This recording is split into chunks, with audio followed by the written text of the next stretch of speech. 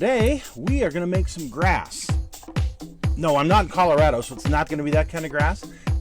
It's our techniques that are so simple and sensible, your miners will practically build themselves.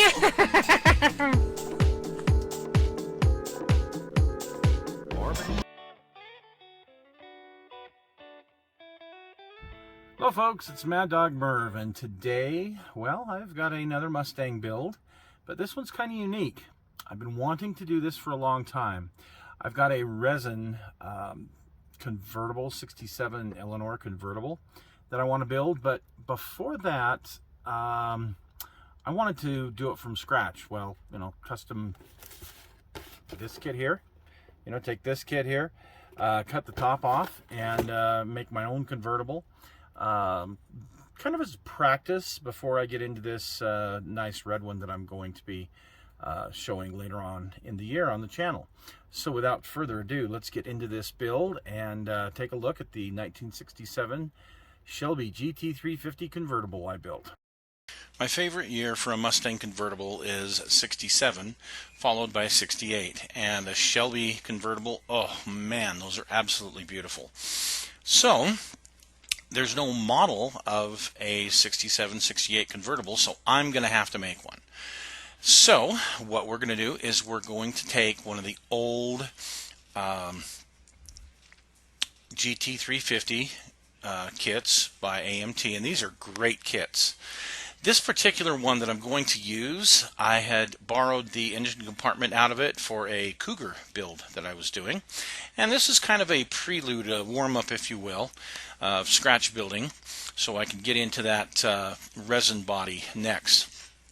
So we went ahead and we took off the whole roof and the back trunk lid area from the kit. That was pretty easy, just razor saw and a Dremel in some areas, and just popped it right off of there. So I'm going to use this sheet. It's like an 0.30 sheet of styrene, and I measure kind of carefully and get it cut. Hindsight being 20/20, there needs to be a little bit of a bow to it, or a little bit of rise in the middle, but I didn't find that out until later, and man, that was going to be a hard one to replicate. So anyway, here's how it starts out. So we're going to go from this to putting the spoiler on the back. I'm going to trace out where the trunk lid should be, and then I was going to scribe that with the back of a hobby knife very, very carefully, because as you can see there's a curve to it, and I have to get that just right. So I used a template to try and get that just about as perfect as I could. And you can see, well, on the spoiler, yeah, I didn't quite get things lined up like I should, so I'm going to have to use a little bit of putty, and a little bit more putty, and some sanding, and some more putty. So that's an area that I really should have paid a little bit better attention to as I was constructing it, but you live and learn. So here we are with our primer on it. In this shot I used a dark gray primer for this area, and as I would sand I could kind of see where the high spots were, where the mistakes were, and I got it to a point where I felt pretty comfortable with how it looked. And then of course I went over the whole thing with my 2X primer in the red oxide color. Now this is going to be a hood closed or a curbside model because, well, I took the engine compartment out, remember, so I've glued the hood shut, and it didn't fit quite right, believe it or not. So I had to use some 0.10 styrene and shim it in a couple of areas to get it to fit the right way. Now for what color am I going to paint it? Well, I've took inventory of all my Mustangs, and I've got blues and reds and blacks and white and yellow. I got all sorts of color Mustangs, but the one thing I don't have is this. It's called a burnt amber, and it's kind of a bronzish brown color. This is the same color that my family's 1964 Falcon wagon was painted from the factory. So I'm very familiar with this color. And I thought, this will look really good on it. So instead of buying like Duplicolor or anything like that, we're trying to get a custom match, thought I would use what I had on hand. So some flow quill, I can't even remember the name of the color, just a kind of a dark brown, mixed with some flat brown from Testors, and some gloss coat lacquer, thinned with lacquer, and I wound up using just a splash of bronze, Testors bronze metallic, to give me just a teeny bit of metal flake in there. So here you go. I'm going to mix it up and see if I can get a color that I feel really comfortable with. And I had to do a couple of test sprays on a couple of little areas to see how I felt and compare it to photos. And you know, once this dried, I felt that it looked pretty much spot on for the burnt amber.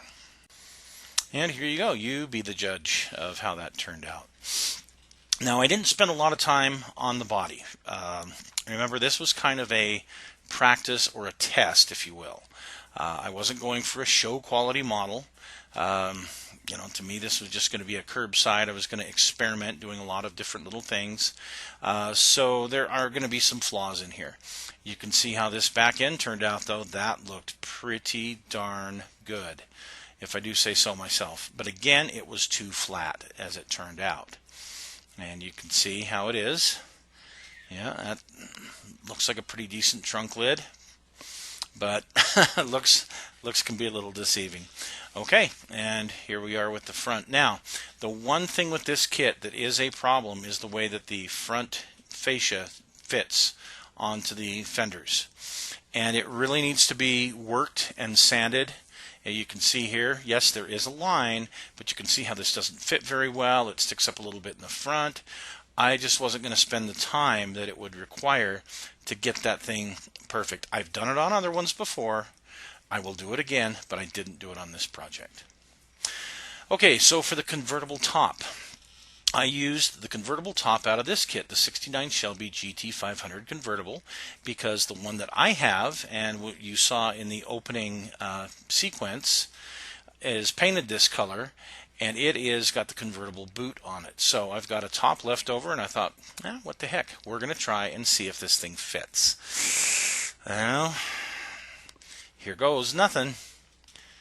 We put it on, and you know what? It looks pretty close.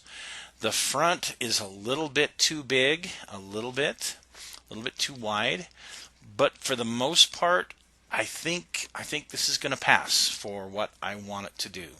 And at first glance, it's really hard to notice. So for the interior, it's going to need some modifications, more than you know.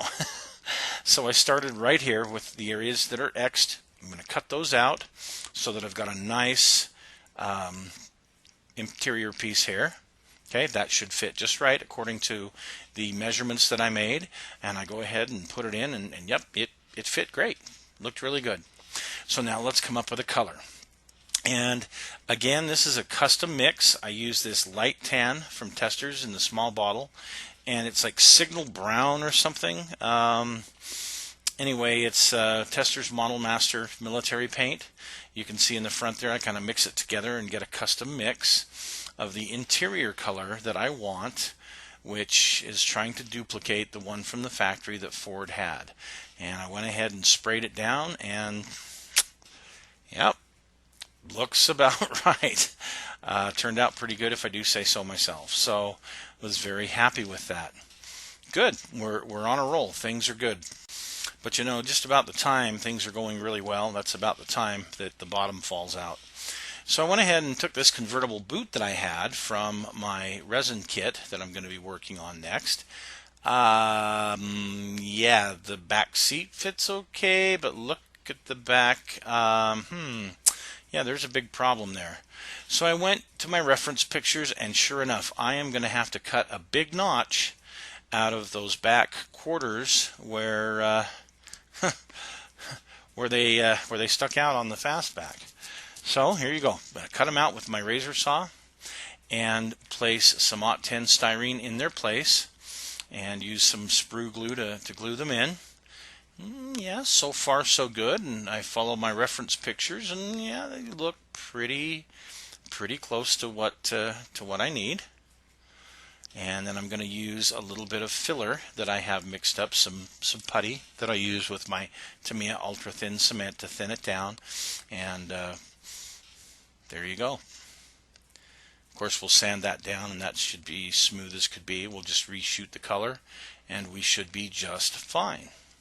And here's the other side. I always seem to goof up one side and make it not even with the other, but I think this one turned out okay. And I was as careful as I could be so I didn't have to reshoot the whole interior, and poof, there you go.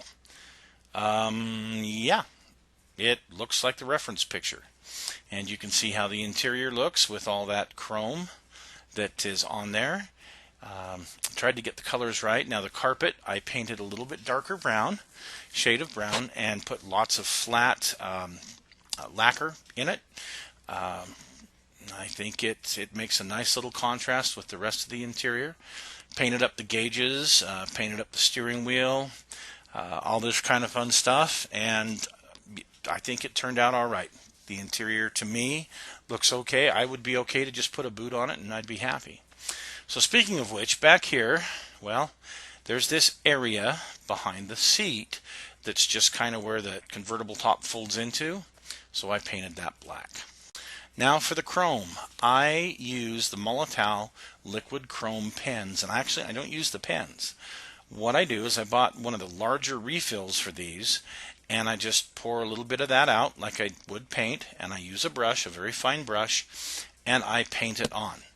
I'm just not a fan of bare metal foil. I have not had good success with it, and to me it's just a lot easier to brush paint than it is to use foil.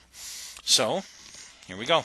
I'm going to paint the surround for the taillights. Now remember, in 67 the taillights were actually the same taillights from a 67 Mercury Cougar, just without the grills on the outside. They were just the taillights.